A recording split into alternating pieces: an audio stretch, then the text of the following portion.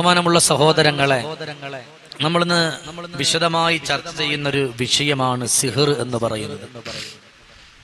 ഇന്നിപ്പോ പലർക്കും പല പല സംശയങ്ങളാണ് സിഹറുമായി ബന്ധപ്പെട്ടുകൊണ്ട്. ഈ സിഹർ എന്ന് പറയുന്നത് യാഥാർത്ഥ്യമായ ഒന്ന് തന്നെയാണ്. അഷ്റഫുൽ ഖൽഖ് നബി സല്ലല്ലാഹു അലൈഹി വസല്ലമ തങ്ങൾക്ക് സിഹർ ചെയ്ത് ഇടുകയും നബി സല്ലല്ലാഹു അലൈഹി വസല്ലമ തങ്ങൾക്ക് അല്ലാഹുവിന്റെ ഓർഡർ വന്നു, യാ റസൂലല്ലാഹ് ഖുൽ നബിയെ എവിടെന്ന് ഓതുക. പരിശുദ്ധമായ സൂറത്തുൽ ഇഖ്ലാസ് അതുപോലെ സൂറത്തുൽ മുഅവ്വിദത്തൈൻ അവിടെ ഇറക്കി കൊടുക്കുകയാണ്. ഖുൽ അഊദു ബിറബ്ബിൻ നാസ് മലിക്കിൻ നാസ് ഇലാഹിൻ നാസ്.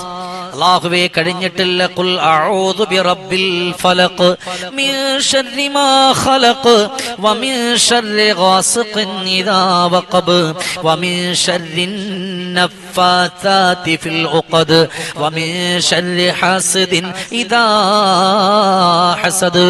മുസ്തഫ നബി തങ്ങൾക്ക് സിഹർ ചെയ്തിട്ടപ്പോ അല്ലാഹു ആ സിഹറിന്റെ കെട്ടുകൾ അഴിയാൻ വേണ്ടി അല്ലാഹു ഇറക്കി കൊടുത്ത ആയത്താണ്, സൂറത്തുകളാണ് സൂറത്തുൽ മുഅവ്വിദത്തൈൻ. ഖുൽ അഊദു ബിറബ്ബിൽ ഫലഖ് ഖുൽ അഊദു ബിറബ്ബിൻ നാസ്. ആദ്യമേ ഞാനൊന്ന് പറയുകയാണ്, അങ്ങനെ സിഹർ ബാധ ഏറ്റുവെന്ന ഒരാൾ മനസ്സുകൊണ്ട് തോന്നിയാൽ അവരാദ്യമായിട്ട് ഈ സൂറത്തുകൾ ഇങ്ങനെ പതിവാക്കിക്കോ. അല്ലാഹു സുബ്ഹാനഹു വ തആല അവരുടെ സിഹറുകളെ അല്ലാഹു നശിപ്പിച്ചു കളയുമല്ലോ. ഇനിയൊന്ന് നമ്മൾ ചിന്തിക്കണം, ഇസ്ലാമിന്റെ നിയമപ്രകാരം ഒരാൾക്കും സിഹർ ചെയ്യാൻ പാടില്ല. ഒരു മുഅ്മിനായ മനുഷ്യനെ സംബന്ധിച്ചിടത്തോളം അവര് സിഹർ ചെയ്യുകയുമില്ല. ഒരിക്കലും അവരെ കൊണ്ട് സിഹർ ചെയ്യാൻ കഴിയില്ല. കാരണം എന്തെന്നറിയുമോ? മറ്റൊരാൾക്ക് വേണ്ടിയിട്ട് സിഹർ ചെയ്താൽ സുബ്ഹാനല്ലാഹ് അത് തിരിച്ചവന്റെ കുടുംബത്തിലേക്ക് വരുമെന്നവനിക്ക് ബോധ്യമുണ്ട്. അതുകൊണ്ട് ഒരിക്കലും ഒരാൾക്കും സിഹർ ചെയ്യൂല. ഒരാൾക്കും സിഹർ ചെയ്യാൻ ഈമാനുള്ള ഒരു മനുഷ്യനിക്ക് കഴിയത്തുമില്ല. പക്ഷേ ചിലരിങ്ങനെ ചെയ്യും. എനിക്കൊന്നുകൂടെ ഈ കൂട്ടത്തിൽ പറയാനുണ്ട്, എനിക്ക് നിങ്ങളോട് പറയാനുണ്ട്. ചില ആളുകളുടെ അരികിലേക്ക് നിങ്ങൾ പോകുമ്പോ അവര് പറയും, നിങ്ങൾ പോയിട്ട് ഒരു 6 ദിവസം കഴിഞ്ഞിട്ട് വാ, വരുമ്പോ ഒരു 30,000 ഒരു 40,000 രൂപ നിങ്ങൾ കൊണ്ടുവാ എന്നൊക്കെ പറഞ്ഞ് നമ്മളോട് പറഞ്ഞു വിടുന്നവരുണ്ട്. നമ്മൾ വന്നത് നമ്മുടെ കഷ്ടപ്പാട് മാറാനാണ്.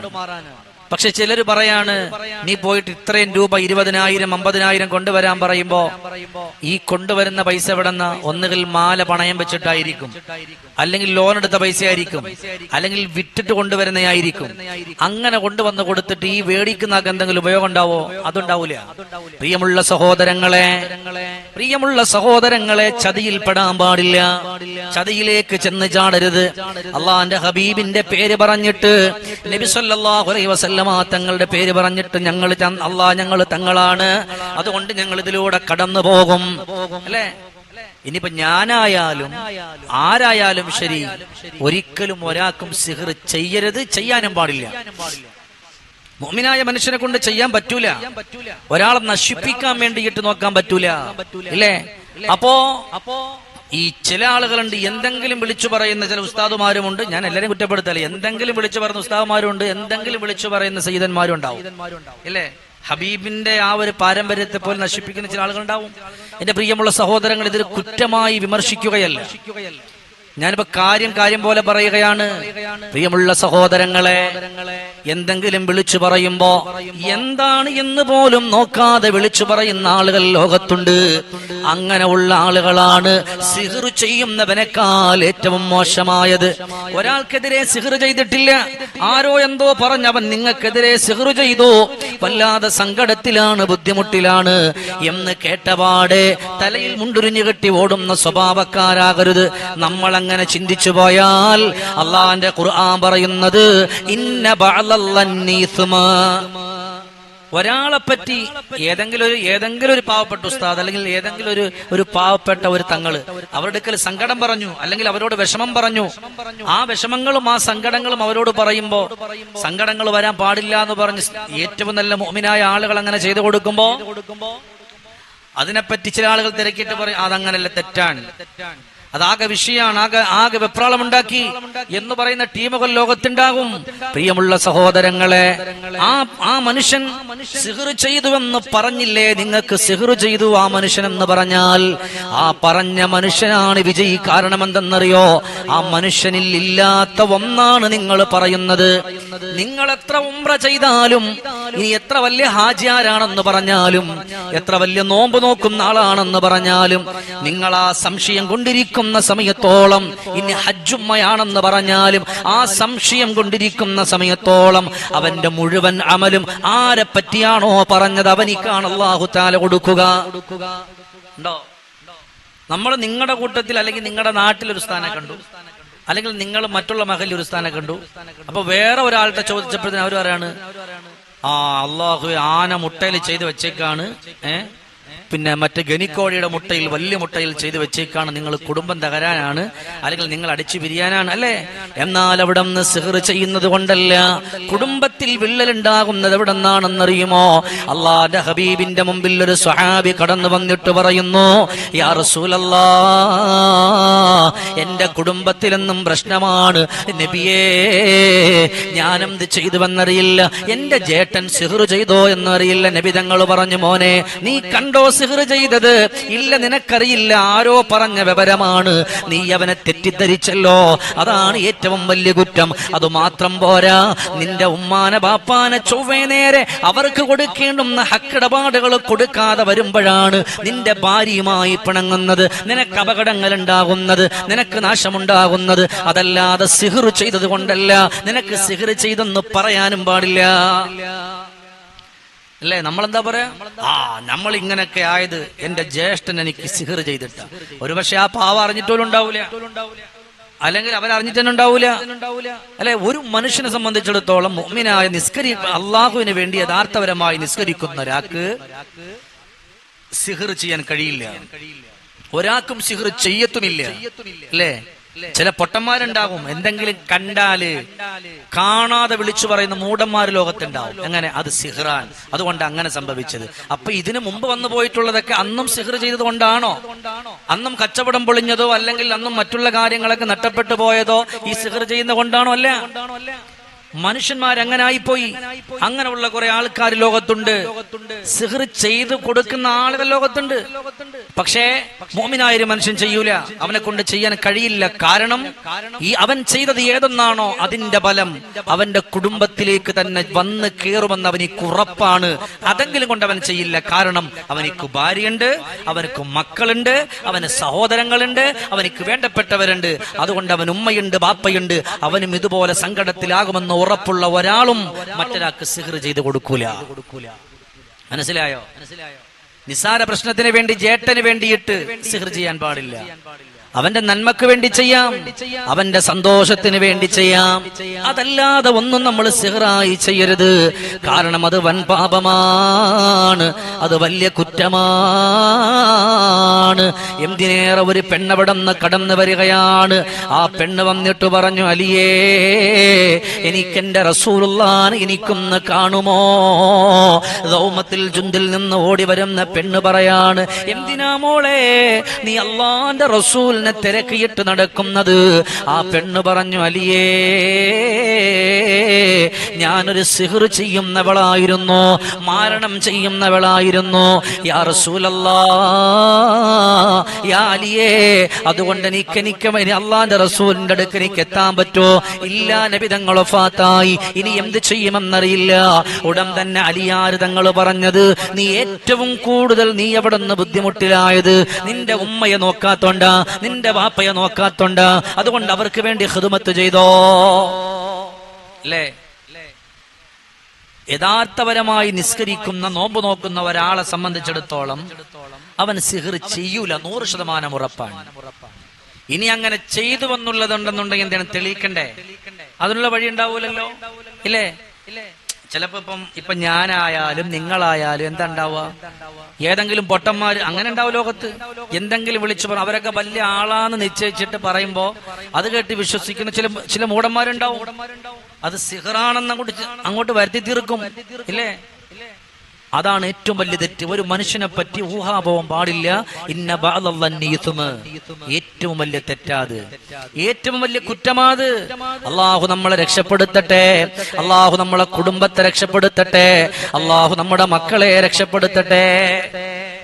എന്റെ ബഹുമാനമുള്ള സഹോദരങ്ങളെ, ഈ ലോകം എന്ന് പറയുന്നത് കറങ്ങിക്കൊണ്ടിരിക്കുക. ഈ ലോകം ഇങ്ങനെ കറങ്ങാൻ. അള്ളാഹുവിന്റെ പടപ്പുകളെ എല്ലാവരെയും അള്ളാഹുവാണ് പടച്ചത്. ഒരു മനുഷ്യൻ ഉമ്മയുടെ ഗർഭാശയത്തിൽ വരുമ്പോ തന്നെ അവന്റെ സകലമായ കാര്യങ്ങളും രേഖപ്പെടുത്തിയിട്ടുണ്ടാകും. ആ രേഖപ്പെടുത്തിയതല്ല നടക്കൂല, ആ രേഖപ്പെടുത്തിയതല്ല നടക്കൂല. ഇതുപോലത്തെ ഉണ്ടെങ്കിൽ അതെങ്ങനെ ബാത്തിലാകുമെന്നുള്ള ദുആ ഞാൻ നിങ്ങൾക്ക് പഠിപ്പിച്ചു തരാം. അതുകൊണ്ട് ഒന്നുകൂടെ ആവർത്തിച്ചു പറയുന്നു, മുഅ്മിനായ ഒരു മനുഷ്യൻ സിഹ്ർ ചെയ്യില്ല, ചെയ്യിപ്പിക്കില്ല, അവനിക്കതിന് കഴിയില്ല. പക്ഷേ വെറുതെ വിളിച്ചു പറയുന്ന ചില ആളുകളും ലോകത്തുണ്ടാകും. അവരെയാണ് ഏറ്റവും കൂടുതൽ സൂക്ഷിക്കാനുള്ളത്. അല്ലാഹുവേ, കാര്യങ്ങൾ മനസ്സിലാക്കി ജീവിക്കാൻ നമുക്ക് തൗഫീഖ് തരണേ അല്ലാ. അവനങ്ങനെ ചെയ്താൽ, സിഹ്ർ ചെയ്താൽ അവന്റെ കുടുംബത്തിന് തിരിച്ചു വലിക്കുമെന്നുള്ളത് ഉറപ്പാ. അതുകൊണ്ട് അതിനു വേണ്ടി നിക്കല്ലേ, അത് ചെയ്യല്ലേ. അല്ലാഹു നമ്മളെ കാക്കട്ടെ. ചില ആളുകൾ ഏതെങ്കിലും അങ്ങറ്റോ ഇങ്ങറ്റോ പഠിച്ചിട്ട് വന്നിരുന്നിട്ട് നന്മ ചെയ്താലും അവർക്ക് പൈസ കിട്ടാനും അതുണ്ടാക്കാനും വേണ്ടിയിട്ട് അവര് പറയും അതൊന്നും നല്ലതല്ല, അതൊക്കെ സിഹ്റ, അതൊക്കെ സിഹ്റ, നിങ്ങൾ അത് ചെയ്യണം, അത് ചെയ്താലേ ശരിയാവും, അതുകൊണ്ട് നിങ്ങളുടെ കുടുംബം, നിങ്ങളുടെ ഭാര്യ, നിങ്ങളുടെ മക്കള് എല്ലാം അങ്ങനെ ആയത് എന്ന് പറയും ചില ആളുകൾ. ഏതെങ്കിലും പൊട്ടന്മാര് പറയുന്ന വാക്ക് കേട്ടുകൊണ്ട് പറയും. യഥാർത്ഥപരമായി നമുക്ക് മനസ്സിലാക്കാൻ പറ്റുന്ന ഒന്നേ ഉള്ളൂ. ഒരാൾ ഒരു കടലാസിൽ എഴുതി കൊടുക്കുകയാണ്. ആ എഴുതി കൊടുക്കുന്ന അക്ഷരങ്ങൾ എന്തിനാണെന്ന് ആലിമീങ്ങൾക്കറിയാം. നമ്മൾ എന്ത് ചെയ്യണം? ഉസ്താദേ, ഇത് കറക്റ്റാണോ എന്നൊന്ന് നോക്കിപ്പിക്കണേ. പക്ഷേ അവിടെയും പൈസക്കാണിരിക്കുന്നതെങ്കിൽ, അതിന് നന്മയാണ് ചെയ്തതെങ്കിൽ പോലും അവര് പറയും നീ നശിക്കാനാണത് ചെയ്തതെന്ന്. ലോകത്ത് അങ്ങനെ ഉണ്ട്. ഈ കേട്ടുകൊണ്ടിരിക്കുന്ന പലരും പറയുന്നില്ലേ, അനുഭവമുള്ളവർ ഈ കൂട്ടത്തിലുണ്ടാകും. എന്ത് ഒരുപാട് കാശുകൾ ഇതിനു വേണ്ടി ചെലവഴിച്ചത്, ഒരുപാട് കാശുകൾ ഇതിനു വേണ്ടിയിട്ട് ചിലവഴിച്ചവർ, ലക്ഷങ്ങൾ ചിലവഴിച്ചവർ അല്ലേ? അള്ളാഹു നമ്മളെ കാക്കട്ടെ. എന്തിനാണ് മുഅ്മിനെ മറ്റുള്ളവരെ നശിപ്പിക്കുന്നത്? ഒരു മുഅ്മിനായ മനുഷ്യൻ മറ്റൊരാളെ നശിപ്പിക്കാൻ പറ്റോ? ഒരിക്കലും അങ്ങനെ ചെയ്യല്ലേ. അതുകൊണ്ട് സിഹ്ർ നമുക്ക് ഏക്കാതിരിക്കാൻ നമ്മൾ ഇന്നലെ പറഞ്ഞതുപോലെ സൂറത്തുൽ മുഅവ്വിദത്തൈനി എപ്പോഴും ഓതണം. അത് കഴിഞ്ഞാൽ യാ ഹഫീളു യാ അല്ലാഹ് എന്നുള്ള ദിക്ർ ഇങ്ങനെ ആവർത്തിച്ചിങ്ങനെ ചൊല്ലുക. നിങ്ങൾക്കിനി ആരും എന്ത് സിഹ്ർ ചെയ്താലും അതൊക്കെ പൊളിക്കാൻ കഴിവുള്ളവനാണ് അല്ലാഹ്. നബി സല്ലല്ലാഹു അലൈഹി വസല്ലമ തങ്ങൾക്ക് സിഹ്ർ ചെയ്തിട്ടപ്പോ അല്ലാഹ് വിചാരിച്ചാൽ സിഹ്ർ മാറും. പക്ഷെ അള്ളാഹു 2 സൂറത്തുകൾ ഇറക്കി കൊടുത്തു. അതെന്തിനാ? നബി തങ്ങളുടെ ഉമ്മത്തിന് വേണ്ടിയിട്ടാണ്. നമ്മൾ എങ്ങനെ മാറ്റിയെടുക്കും അത് റബ്ബിനറിയാം. അതുകൊണ്ടാണ് അള്ളാഹു ഇറക്കി കൊടുത്തപ്പോ നബി തങ്ങളത് ചൊല്ലിയത്. ഇന്നും നമ്മൾ ചൊല്ലുന്നത് ആ ഒരൊറ്റ കാരണത്താലാണ്. ഈ ലക്ഷങ്ങളും കോടികളും കൊണ്ടുവന്നിട്ട് ചില ആളുകളുടെ മുമ്പിലേക്കൊന്ന് കൊണ്ടിട്ട് കൊടുക്കുന്നതിനേക്കാ നല്ലത് അള്ളാഹുവേ സ്വന്തമായി ദിക്ർ ചൊല്ല്, സ്വന്തമായി ദുആ ചെയ്യ്, സ്വന്തമായി റബ്ബിനോട് പറയേ. അള്ളാഹുവിനോട് പറഞ്ഞ കൂട്ടത്തിരുന്നോണ്ട് ദുആ ചെയ്തോ അല്ലേ? ഇന്നിപ്പോ അതിനെ കച്ചവടമാക്കി മാറ്റിയവരുണ്ട്. ഇത് വെറുതെ പറയല്ല, വെറുതെ പറയല്ല. അള്ളാഹു നമ്മളെ രക്ഷപ്പെടുത്തട്ടെ, അള്ളാഹു നമ്മളെ കബൂലാക്കട്ടെ. ഇല്ലേ? എന്റെ ബഹുമാനമുള്ള സഹോദരങ്ങളെ, മുഅ്മിനാണെന്നുണ്ടെങ്കിൽ അവന്റെ ഖൽബിലേക്ക് അല്ലാഹു ഇട്ടുകൊടുക്കൂല ഒരു മനുഷ്യനെ നശിപ്പിക്കാൻ, ഒരു മനുഷ്യനെ ഇല്ലാതെയാക്കാൻ. അതുമാത്രമല്ല, അള്ളാഹുവിന് ഏറ്റവും കൂടുതൽ ഇഷ്ടപ്പെടാത്തൊരു കാര്യം കുടുംബബന്ധത്തെ മുറിക്കുന്നതാണ്. അതൊരു മുഅ്മിനായ മനുഷ്യൻ അങ്ങനെ ചെയ്യൂല. കുടുംബബന്ധത്തെ മുറിപ്പിക്കൂല. കുടുംബബന്ധവുമായിട്ട് യാതൊന്നിലേക്കും അവരെ വലിച്ചെറിയൂല. അങ്ങനത്തെ ഒരു വഴിയിലൂടെ അവരെ പറഞ്ഞുവിടത്തുമില്ല. അങ്ങനെ ഒരിക്കലും അവർ മോശമാകണമെന്ന് ചിന്തിക്കത്തുമില്ല. എന്നാൽ എന്റെ മുഅ്മിനീങ്ങളെ, എന്റെ സഹോദരങ്ങളെ, നിങ്ങളെല്ലാവരും ചൊല്ലുമോ? ജീവിതത്തിൽ ഏറ്റവും നല്ല ഉപകാരമായ ഖുർആനിന്റെ ആയത്താണ് ഏതെന്നറിയോ? പരിശുദ്ധമായ സൂറത്തുൻ നശ്റഹ. അലം നശ്റഹ് ലക സദ്റക വവളഅനാ അൻക വിസ്റക അല്ലദീ അൻഖള ളഹ്റക വറഫഅനാ ലക ദിക്റക ഫഇന്ന മഅൽ ഉസ്രി യുസ്റാ ഇന്ന മഅൽ ഉസ്രി യുസ്റാ ഫഇദാ ഫറഗ്ത ഫൻസബ്. ഒരു കേറ്റത്തിന് ഒരു ഇറക്കമുണ്ട്, ഒരു ഇറക്കത്തിന് ഒരു കേറ്റവുമുണ്ട്. നമ്മുടെ ഹൃദയം വിശാലമാകാൻ,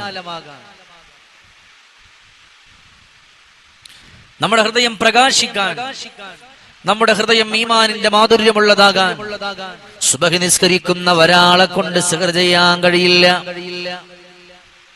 വെള്ളിയാഴ്ചയിൽ അല്ലാഹുവിന്റെ മുമ്പിൽ പോയിരിക്കുമ്പോ അവനിക്ക് നല്ലൊരു മനസ്സുണ്ടാകണോ, അവൻ സിഹർ ചെയ്യാത്തവരിൽ പെടുന്നവനാകണം. ഇല്ലെങ്കിൽ വല്ലാ അവനെ അല്ലാഹു ഉയർത്തൂല. സിഹർ ചെയ്യുന്ന ഒരാളെ അല്ലാഹു ഉയർത്തൂല. അവനെ എന്നും താഴ്ത്തിക്കൊണ്ടേയിരിക്കും. ഓരോ സ്റ്റെപ്പും അവൻ താഴ്ന്നുകൊണ്ടേയിരിക്കും. സിഹർ ചെയ്യുന്നവർ അവനെ അല്ലാഹു പരാജയപ്പെടുത്തുമല്ലോ. കാരണം ഒരു മനുഷ്യനെ നശിപ്പിക്കുക എന്ന് പറയുന്നത് അത് ഏറ്റവും വലിയ തെറ്റാണ്, അത് ഏറ്റവും വലിയ കുറ്റമാണ്. അല്ലേ? ആരാണ് സിഹർ ചെയ്യുന്ന ആളെ മനസ്സിലാക്കാനുള്ള വഴിയുണ്ട്. നമ്മൾ ഏതൊരു കാര്യം ചെന്ന് ചോദിച്ചാലും അവര് പേനയും പേപ്പറും കൊടുക്കും. അടയാളം പറഞ്ഞുതരാം. പേനയും പേപ്പർ എടുത്തിട്ട് ആദ്യം ചെയ്യുന്ന പണി നോക്കിയിട്ട് പറയാൻ നിങ്ങൾക്ക് മൊത്തത്തിൽ സിഹ്റാ, നിങ്ങൾക്ക് മൊത്തത്തിൽ സിഹ്റാണ്. ഈ പറയുന്ന ആൾ നമ്മൾ പ്രത്യേകം സൂക്ഷിക്കണം. എന്തിനാ ഇത് പറയുന്നത്? അതുകൊണ്ടൊന്ന് ഒഴിവാക്കണം. ഭയങ്കര ബുദ്ധിമുട്ടാണ്. ഒരു 50,000 രൂപ ചെലവ് വരും. എന്ത് ചെലവാ? 50,000 രൂപ ചെലവ് വരും എന്ന് പറഞ്ഞുകൊണ്ട് കടന്നുകൂടുന്ന ആളുകളുണ്ട്. അല്ലാഹുവേ കാക്കണേ അല്ലാ. എത്രയോ പാപപ്പെട്ട ഉമ്മമാര് കെട്ടുതാലി പോലും വിറ്റിട്ട് അതിനു വേണ്ടി കാശ് കൊണ്ട് കൊടുത്തിട്ട് ഒരു കാര്യവും നടക്കാതെ വന്നിട്ടുള്ള എത്ര ആളുകളുണ്ട്. ഉമ്മമാരെ, ഖുർആൻ ശിഫയാണ്, ഖുർആനിന്റെ ആയത്തുകൾ ശിഫയാണ്. എന്നോടാരെങ്കിലും എന്തെങ്കിലും പറഞ്ഞാൽ ഞാൻ ചെയ്യുന്ന ഒറ്റ കാര്യമുള്ളൂ, അള്ളാന്റെ ഖുർആനിന്റെ ആയത്തുകൾ, അതല്ലാതൊന്നും ഞാൻ കൊടുക്കൂല. ഖുർആനിന്റെ ആയത്തുകളുടെ അക്ഷരങ്ങൾ, അതുകൊണ്ടുണ്ടാവുന്ന നേട്ടം ഒരുപാടാണ്. അതല്ല നമുക്ക് വേറൊന്നുമില്ലല്ലോ. അതുകൊണ്ട് ഉമ്മമാരെ, ഇനിയുള്ള സമയങ്ങൾ നമ്മൾ രക്ഷപ്പെടണേ. അങ്ങനെ സൂക്ഷിച്ചുകൊണ്ട് വന്നാലാ നമുക്ക് രക്ഷപ്പെടാൻ പറ്റുന്നത്. അതുകൊണ്ട് ഈ സൂറത്തുകളൊക്കെ ഓതിയിട്ട് വന്നാൽ അൽഹംദുലില്ലാ നമ്മുടെ ജീവിതത്തിൽ അല്ലാഹു ബറക്കത്ത് ചെയ്യുമല്ലോ, അല്ലാഹു സന്തോഷം തരുമല്ലോ, അല്ലാഹു നിഅമത്ത് തരുമല്ലോ. അതുകൊണ്ട് സൂക്ഷിച്ചുകൊണ്ട് മുന്നോട്ട് പോകാൻ അല്ലാഹു നമുക്കൊക്കെ തൗഫീഖ് തരട്ടെ. അൽഹംദുലില്ലാ. ഒരുപാട് സഹോദരങ്ങൾ ദുആ കൊണ്ട് വസിയ്യത്ത് ചെയ്തിട്ടുണ്ട്. അല്ലാഹു സുബ്ഹാനഹു വ തആല എല്ലാവരെയും അല്ലാഹു തആല ഖബൂലാക്കട്ടെ. അൽഹംദുലില്ലാഹി റബ്ബിൽ ആലമീൻ. അല്ലാഹുമ്മ സ്വല്ലി വസല്ലിം അലാ റസൂലിക സയ്യിദിനാ വഹബീബിനാ വമൗലാനാ മുഹമ്മദ്. അല്ലാഹുവേ ഞങ്ങളെ നീ സ്വീകരിക്കണേ അല്ലാ, ഞങ്ങളെ കബൂലാക്കണേ അല്ലാ. അല്ലാഹുവേ മാരകമായ രോഗങ്ങളെ തൊട്ട് കാക്കണേ അല്ലാ. അല്ലാഹുവേ ക്യാൻസർ പോലെ, അറ്റാക്ക് പോലത്തെ രോഗങ്ങൾ തന്ന് ഞങ്ങളാരെയും നീ പരീക്ഷിക്കല്ലേ അല്ലാ, സങ്കടത്തിലാക്കല്ലേ അല്ലാ, ദുഃഖത്തിലാഴ്ത്തല്ലേ അല്ലാ. കടങ്ങൾ കൊണ്ട് വലയുന്നവരുണ്ട്. അവരുടെ കടങ്ങൾ വീടാനുള്ള ഹലാലായ വഴികൾ നീ തുറന്നു കൊടുക്കണേ അല്ലാ. അല്ലാഹുവേ, മാരകമായ രോഗങ്ങളോ സങ്കടങ്ങളോ കൊടുത്ത് പ്രയാസപ്പെടുത്തല്ലേ അല്ലാ. അല്ലാഹുവേ, ക്യാൻസർ വന്നവരുണ്ട്, അറ്റാക്ക് വന്നവരുണ്ട്, ബ്രെയിൻ ട്യൂമർ വന്നവരുണ്ട്, അതുപോലെ പല രോഗങ്ങൾ കൊണ്ട് സങ്കടപ്പെടുന്നവരുണ്ട്, പ്രയാസപ്പെടുന്നവരുണ്ട്. റബ്ബേ അല്ലാഹുവേ, എല്ലാവരുടെ പ്രയാസങ്ങളും വേദനകളും സങ്കടങ്ങളെല്ലാം നീ മാറ്റണേ അല്ലാ. മക്കളുടെ കാര്യം പറഞ്ഞവർ, ഭർത്താവിന്റെ കാര്യം പറഞ്ഞവർ, അല്ലാഹുവേ നീ കബൂലാക്കണേ അല്ലാ. അല്ലാഹുവേ, നമുക്ക് വേണ്ടപ്പെട്ട പലരും പനി പിടിച്ച് സുഖമില്ലാതെ കിടക്കുന്നുണ്ട്. റബ്ബേ, അവരുടെ രോഗങ്ങൾക്ക് ശിഫ കൊടുക്കണേ അല്ലാ. ശിഫ കൊടുക്കണേ അല്ലാ. ശിഫ കൊടുക്കണേ അല്ലാ. അല്ലാഹുവേ, ഞങ്ങളെ തട്ടല്ലേ റബ്ബേ. അല്ലാഹുമ്മ റബ്ബനാ ലാ തറുദ്ദന്ന ഐദിയനാ ഖായിബീൻ ബിസബബി ദുനൂബിനാ യാ റബ്ബൽ ആലമീൻ. ആമീൻ ബിറഹ്മതിക യാ അർഹമർ റാഹിമീൻ.